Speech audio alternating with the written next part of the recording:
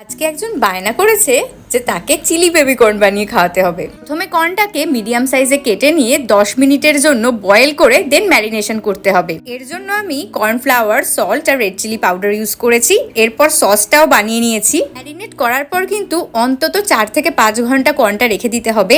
এরপর সন্ধেবেলা আমি ফ্রাইং প্যানটা গরম করে অয়েল দিয়ে কর্নটাকে ভালো করে ভেজে নিচ্ছি। নিজের কথা আর কি বলবো, মিষ্টির ক্রেভিংস হচ্ছিল তাই একটু বোঁদে খাচ্ছিলাম। যতক্ষণ না লাইট ব্রাউন কালার আসছে ততক্ষণ কিন্তু কর্নগুলোকে ভাজতে হবে। কর্নগুলো ভেজে তুলে রাখার পর রাফলি চপ করা অনিয়ন আর ক্যাপসিকামগুলো দিয়ে দিচ্ছি। এর মধ্যে আমি জিঞ্জার আর গার্লিকও অ্যাড করে দিয়েছি। এবার এটাকে ভালো করে ফ্রাই করে নিচ্ছি। আর এদিকে আর একজনের কাণ্ড দেখে তো আমি সত্যিই অবাক হয়ে গেছি। এতগুলো দিন একসাথে কাটানোর পরও আমি আর শুভদীপ দুজনেই সবসময় চেষ্টা করি যাতে দুজনের জন্য একটু কিছু স্পেশাল করতে পারি। এন্ড অফ দ্য ডে এই ছোট ছোট খুশিগুলো নিয়ে জীবন। আর এই ফুলগুলো দেখে আমার মন এতটা খুশি হয়ে গেছিল যে কি বলবো। অ্যান্ড লাস্টলি সস আর বেবি কর্নটা দিয়ে আমার রান্নাও ডান হয়ে গেছে। তো চলো শুভদীপকে টেস্ট করিয়ে দেখি। আজকের ভিডিওটা এতটুকুই। দেখা হচ্ছে নতুন একটা ভ্লগে।